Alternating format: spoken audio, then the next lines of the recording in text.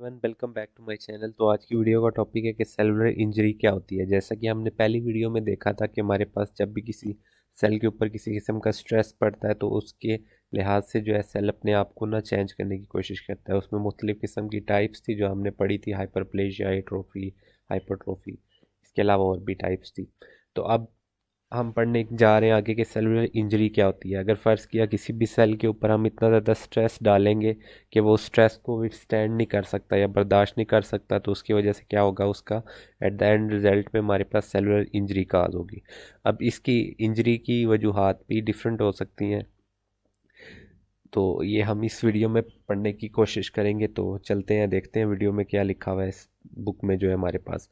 तो cellular injury occurs when a stress exceeds a cell's ability to adapt। अब इतना ज़्यादा हमने स्ट्रेस डाला है सेल के अंदर के ऊपर के सेल वो बर्दाश्त नहीं कर पा रहा, तो उसकी वजह से हमारे पास क्या हो रहा है, सेलुलर इंजरी हो रही है। The likelihood of injury depend on the type of stress, its severity and the type of cell affected.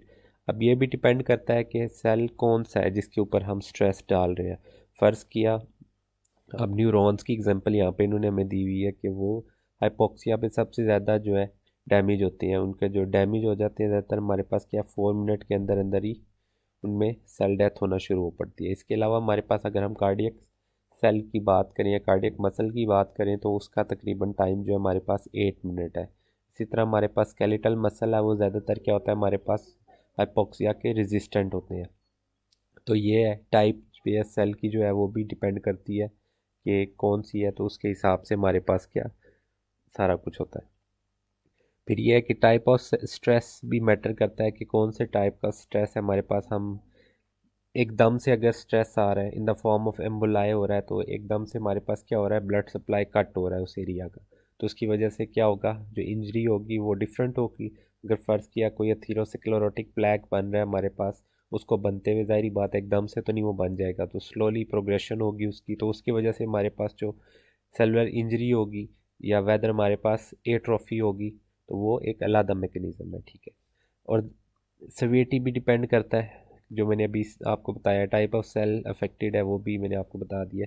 तो neurons are highly susceptible to ischaemic injury, वही बात है, where skeletal muscle is relatively more resistant. Slowly developing ischaemia जो है हमारे पास अगर form हो रही है, जैसा कि एग्जांपल दी हुई है रीनल आर्टरीज अथीरोस्क्लेरोसिस की, अथीरोस्क्लेरोटिक प्लैक जो है ज़ाहिर बात है हमारे पास स्लोली प्रोग्रेशन होगी, ये नहीं होगा कि एकदम से वो किसी भी जगह पे बना और वो उसने ब्लड सप्लाई जो है मुकम्मल बंद कर दी। अब ज़ाहिर बात है प्रोग्रेशन स्लो होगी, आहिस्ता आहिस्ता बढ़ते बढ़ते वो पूरी वाल को क्या होगा हमारे पास क्लोज कर देगा। तो उसकी वजह से जो हमारे पास फर्दर ब्लड सप्लाई है तो वो क्या होगा, कम होगा, उसकी वजह से हमारे पास क्या होगी, एट्रोफी होगी, इंजरी नहीं होगी। वेर एज एक्यूट इस्कीमिया जैसा कि हमारे फॉर्म में एम्बोलाई है। अब एम्बोलाई हम किस चीज़ को बोलते हैं, अगर फ़र्ज़ किया किसी जगह पे हमारे पास एथीरोस्क्लेरोटिक प्लैक बना है, अब वो वहाँ से टूट के किसी दूसरी जगह पे चला गया, ज़्यादातर वो हमारे पास जो स्मॉल वेस्कुलेचर है जो या माइनर वेसल्स जो होती हैं उसके अंदर जाके उनको ब्लॉक करता है, तो उसकी वजह से जो होती है हमारे पास वो क्या है, सेलुलर इंजरी होती है या सेल डेथ कॉज होती है। तो common causes of cellular injury injury जो है हमारे पास कौन कौन से हैं, वो है इन्फ्लेमेशन, न्यूट्रिशनल डेफिशिएंसी और एक्सेस, जिसे हम बोलते हैं हाइपर विटामिनोसिस। न्यूट्रिशनल डेफिशिएंसी में हमारे पास जैसा कि विटामिन ए, विटामिन सी की डेफिशिएंसी है, उसकी वजह से हो सकता है। हाइपोक्सिया, हाइपोक्सिया का मतलब है ऑक्सीजन सप्लाई जो है एक टिश्यू का वो कम हो गई है। ट्रॉमा, ट्रॉमा की वजह से हो सकता है। और जीनेटिक म्यूटेशंस की वजह से भी हमारे पास क्या हो सकता है, सेलुलर इंजरी काज हो सकती है। अब सेलुलर इंजरी की हमारे पास मुख्तलिफ किस्म की इकसाम है, तो उसमें से हम पहली पढ़ लेते हैं, वो है हाइपोक्सिया। अब हाइपोक्सिया का हमारे पास मतलब क्या है, low oxygen delivery to tissue which is the important cause of cellular injury, ठीक है। अगर किसी ऑर्गन को हमारे पास ऑक्सीजन की सप्लाई कम है तो उस कंडीशन को हम क्या बोलते हैं, hypoxia. Oxygen is the final electron acceptor in the electron transport chain of oxidative phosphorylation. अब ऑक्सीजन हमें चाहिए क्यों होती है, ज़ाहिरी बात है हमने क्या करना है, एटीपी बनाना है, जिसको हम क्या बोलते हैं, ऑक्सीडेटिव फॉस्फोराइलेशन के प्रोसेस के थ्रू एंड रिजल्ट हमारे पास क्या होता है, एटीपी बनता है। अब एटीपी वो चीज़ है जो सेल यूज़ करता है, मेनली किस किन जगह पे यूज़ होती है वो, तो यूज़ करता है इन सोडियम पोटाशियम पंप। अब सोडियम पोटाशियम पंप भी ज़ाहिरी बात है अगर हमारे पास काम नहीं करेंगे, जब एटीपी नहीं होगा तो ये काम नहीं करेंगे, तो इसकी वजह से क्या होगा, हमारे पास सेलुलर स्वेलिंग होगी और सेलुलर डेथ काज होगी। तो ये था मैकेनिज्म। तो decrease oxygen impair oxidative phosphorylation resulting in decrease ATP production, lack of ATP lead to cellular injury. Cellular injury जो एटीपी के कम होने की वजह से होगी वो ज़्यादातर हमारे पास इन द फॉर्म ऑफ कौन सी होगी, स्वेलिंग होगी, और उसकी वजह से क्या होगा, सेल जो है बर्स्ट कर जाएगा।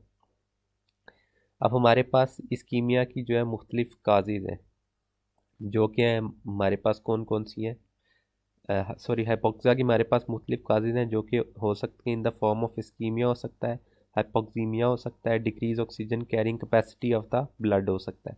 अब ये इनकी एग्जांपल भी हमें नीचे दी हुई है इन्होंने। तो ischaemia decrease blood flow through an organ, hypoxia था लेस ऑक्सीजन सप्लाई। इस्कीमिया का मतलब है अगर ब्लड फ्लो डिक्रीज कर जाए किसी ऑर्गन को तो उसको हम क्या बोलते हैं, इस्कीमिया। अब इसकी कॉजेज़ मुख्तलिफ हो सकती हैं, जैसा कि अभी हमने पहले डिस्कस किया थीरोसिक्लेरोटिक प्लैक की वजह से।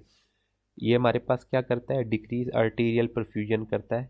इसके अलावा हमारे पास बुड क्यारी सिंड्रोम में हमारे पास क्या होता है, डिक्रीज वीनस ड्रेनेज होता है। इसके अलावा शॉक की कंडीशन में हमारे पास क्या होता है, जनरलाइज्ड हाइपोटेंशन होता है। ठीक है, तो ये भी हमारे पास क्या काज कर सकती है, हाइपोक्सिया। तो हाइपोक्सीमिया हमने यहाँ पे डिफाइन किया हुआ है कि hypoxaemia is a low partial pressure of oxygen in the blood.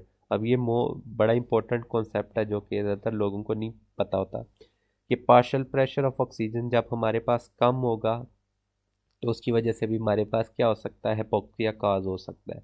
अब पार्शियल प्रेशर नॉर्मली ऑक्सीजन का जो होता है उस अगर ये कम हो जाएगा, लेस देन 60 हो जाए, और SaO2 जो ऑक्सीजन सेचुरेशन अगर ये लेस देन 90 होगी तो उसकी वजह से हमारे पास क्या होगा, हाइपोक्सीमिया काज होगा। अब काजेज क्या हो सकती है हमारे पास, हाई एल्टीट्यूड की वजह से हो सकता है, decrease barometric pressure resulting in decrease PaO2। इसके अलावा हाइपो वेंटिलेशन की वजह से हो सकता है, जैसा कि increase PaCO2 result in decrease PaO2। Diffusion defect की वजह से हो सकता है, PaO2 not able to push as much oxygen into the blood due to a thicker diffusion barrier, जैसा कि इंटरस्टिशियल पल्मोनरी फाइब्रोसिस की वजह से।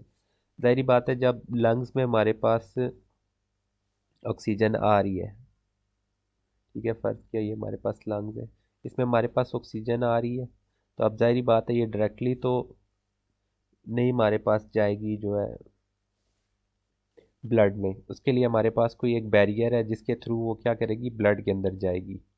अगर फ़र्ज़ किया हमने वो बैरियर ही बढ़ा दिया या वो थिक हो गया है, फॉर एग्जांपल जैसे यहाँ पे इन्होंने एग्जांपल दी हुई हमें फाइब्रोसिस की, तो अगर फाइब्रोसिस कंडीशन में हमारे पास क्या हो रहा है कि ब्लड के अंदर जो ऑक्सीजन जाने जा रही है जो वो क्या हो रही है, कम हो रही है, तो उसकी वजह से हमारे पास एट द एंड रिजल्ट क्या होगा, हाइपोक्सीमिया होगा। अब फोर्थ एग्जांपल हमारे पास इन्होंने दी हुई है कि वेंटिलेशन परफ्यूजन मिसमैच अगर किसी कंडीशन में है तो उसकी वजह से क्या होगा, ब्लड बाईपासिस ऑक्सीजनेटेड लंग और oxygenated air can not reach blood. तो वही बात है हमारे पास कि जब ऑक्सीजन हमारे पास आ गई है, लंग्स के अंदर आ गई है, तब उसने ब्लड के अंदर किस तरह जाना है वो भी अफेक्ट करता है। अगर मुख्तलिफ कंडीशन हैं जिसके अंदर हमारे पास क्या होता है, वेंटिलेशन परफ्यूजन का क्या हो रहा है, at the end result mismatch हो रहा है। नॉर्मली इसकी वैल्यू होनी चाहिए हमारे पास 1। अगर decrease oxygen capacity arises with HB loss और डिसफंक्शन, एग्जांपल्स इंक्लूड।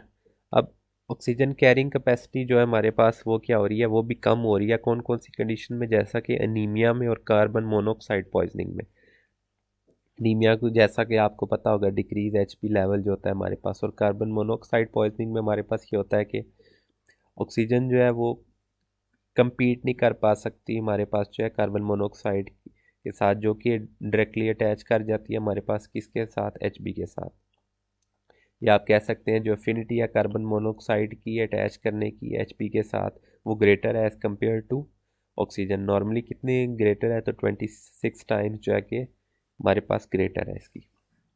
इसी तरह मैंने आपको पहले बताया था कि मुख्तलिफ विटामिन से अगर उसकी कमी होगी तो उसकी वजह से भी इंजरी हो सकती है। तो विटामिन ए की डेफिशिएंसी की वजह से हमारे पास क्या हो सकता है, ये आप प्लैक सा देख सकते हैं, ये है हमारे पास आता है केराटोमलेशिया की कंडीशन में। इसके अलावा मायोसिटिस ओसिफिकेंस, ये हमारे पास क्या होता है, ये किसी भी जो अगर हमारे पास मसल है तो उसके अंदर अगर बोन फॉर्मेशन हो गया तो उस कंडीशन को हम क्या बोलते हैं, मायोसिटिस ओसिफिकेंस। तो यही बात इन्होंने में यहाँ पे लिखी हुई है कि carbon monoxide binds hemoglobin more avidly than oxygen, partial pressure of oxygen normal, ऐसे O2 डिक्रीज होगा इसकी वजह से।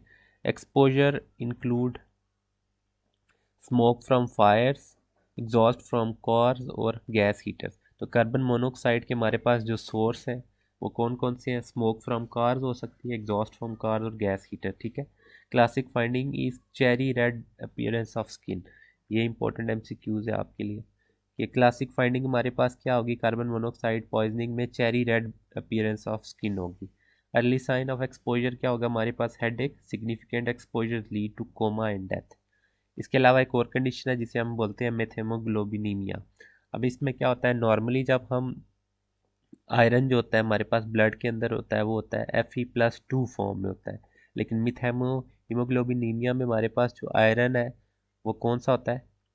हीमोग्लोबिन के अंदर हमारे पास जो आयरन होता है नॉर्मली वो क्या होता है? Fe+2 फॉर्म में होता है, लेकिन हीमोग्लोबिनीमिया में हमारे पास क्या होता है? आयरन जो है Fe+3 फॉर्म में होता है। अब इसका एट द एंड रिजल्ट हमारे पास क्या होगा? Iron in haem is oxidise to Fe+3 which can not bind oxygen PaO2 normal SaO2 decrease. अब ये कुछ पैरामीटर्स हैं जो आके आपको जानना ज़रूरी है कि एक तो ये ऑक्सीजन के साथ बाइंड नहीं हो सकता, उसकी वजह से क्या होगा हमारे पास PaO2 अगर हम चेक करेंगे तो वो नॉर्मल होगा और सेचुरेशन जो होगी हमारे पास क्या होगी? डिक्रीज होगी, ठीक है। सीन विद ऑक्सीडेंट स्ट्रेस, जैसा कि हमारे पास सल्फा ड्रग्स जो है और नाइट्रेट ड्रग्स जो है उनके अंदर है, और यह हमारे पास ही न्यू बोन्स में आता है। क्लासिक फाइंडिंग क्या होगी हमारे पास? In cyanosis with chocolate colour blood. अब ये भी इंपॉर्टेंट एक एमसीक्यूज है कि हीमोग्लोबिनीमिया में हमारे पास किस कलर का ब्लड होगा? Chocolate colour blood. ट्रीटमेंट हमारे पास क्या है? आईवी देंगे हम methylene blue which help reduce Fe+2 back to Fe+2 state. Fe3+ state को अगर आपने Fe+2 स्टेट में लेके जाना है तो उसके लिए आपने को क्या देना पड़ेगा? मिथाइलिन ब्लू, ठीक है। तो ये था आज का टॉपिक। मुझे उम्मीद है आपको वीडियो पसंद आई होगी। अगर आपको वीडियो पसंद आई है तो काइंडली मेरे चैनल को सब्सक्राइब करें। मैं आपसे मिलता हूँ नेक्स्ट वीडियो में, तब तक के लिए खुदा हाफिज़।